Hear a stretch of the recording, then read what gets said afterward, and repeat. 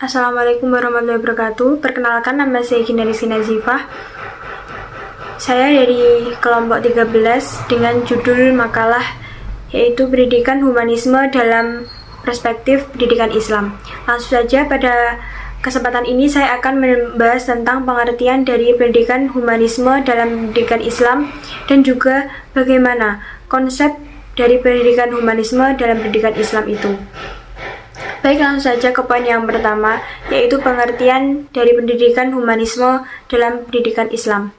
Pendidikan dalam arti luas merupakan suatu proses yang berkaitan dengan upaya mengembangkan diri seseorang pada 3 aspek kehidupan, yakni pandangan hidup, sikap hidup, dan juga keterampilan hidup.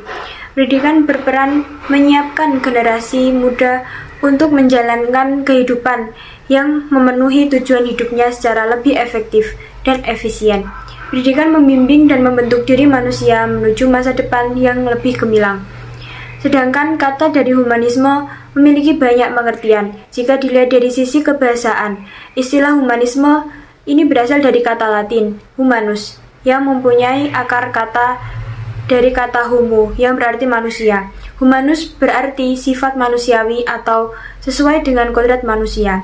Adapun secara terminologis, humanisme berarti martabat dan nilai dari setiap manusia dan semua upaya untuk meningkatkan kemampuan alamiahnya, baik fisik maupun non-fisik secara penuh.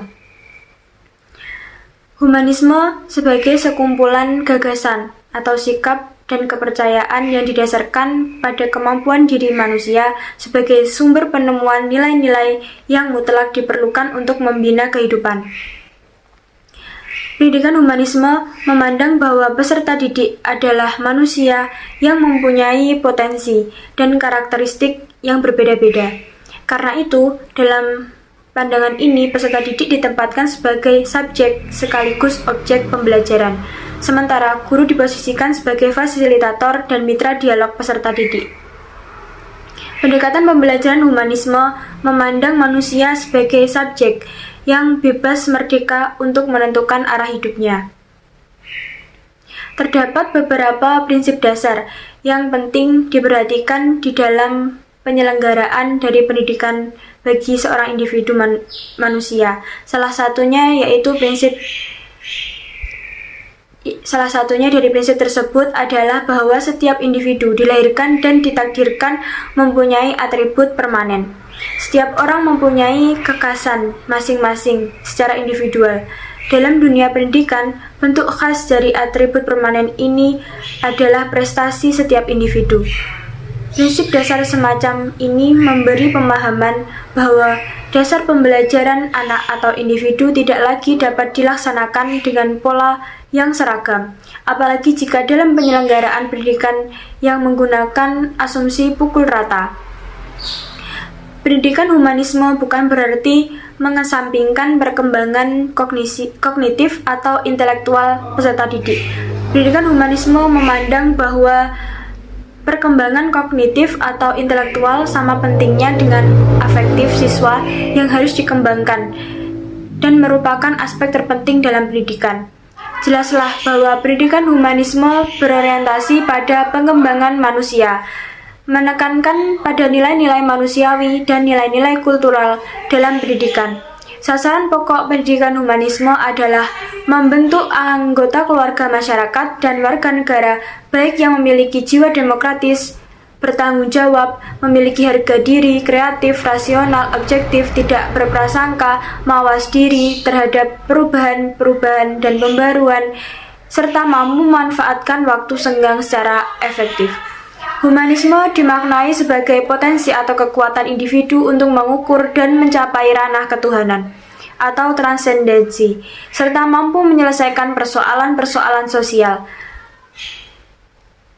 Humanisme dalam pendidikan Islam adalah sebuah proses pendidikan yang lebih memperhatikan pada aspek potensi manusia sebagai makhluk berketuhanan dan makhluk berkemanusiaan, serta individu yang diberi kesempatan oleh Allah untuk mengembangkan potensi-potensinya.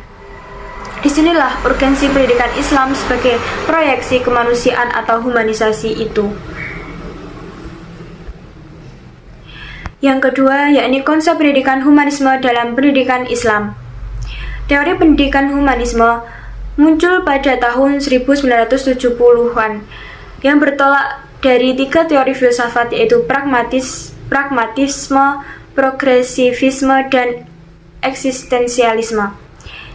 Ide utama pragmatisme dalam pendidikan adalah memelihara keberlangsungan pengetahuan dengan aktivitas yang dengan sengaja mengubah lingkungan. Pendidikan atau sekolah merupakan kehidupan dan lingkungan belajar yang demokratis yang menjadikan semua orang berpartisipasi dalam proses pembuatan keputusan sesuai realitas masyarakat. Adapun ide dari progresivisme yang sangat dipengaruhi oleh pragmatisme sangat menekankan adanya kebebasan aktualisasi diri bagi peserta didik agar dapat bertindak kreatif. Anak harus aktif membangun pengalaman hidup, belajar tidak hanya dari buku dan guru, namun juga dari pengalaman kehidupan. Ide progresivisme tersebut selanjutnya diperbarui dengan pendidikan humanisme. Pengaruh dari kemunculan pendidikan humanisme berasal dari eksistensialisme yang pilar utamanya adalah individualisme. Aliran ini yang membahas manusia selaku individu yang memiliki tujuan. Bagi kaum eksistensialis, perhatian utama pendidikan adalah membantu kehadiran peserta didik untuk sampai pada realisasi yang lebih utuh sebagai individu yang memiliki kebebasan, bertanggung jawab, dan hak untuk memilih. Dan aliran ini memberikan semangat dan sikap yang bisa diterapkan dalam kegiatan pendidikan. Anak adalah individu yang memiliki rasa ingin tahu tinggi, sehingga muncul keinginan belajar. Ketidakmauan anak untuk belajar disebabkan oleh kesalahan lingkungan yang kurang mendukung untuk dapat berperan aktif. Konsep ini menjadi penumpang terbentuknya pemikiran pendidikan humanisme tersebut.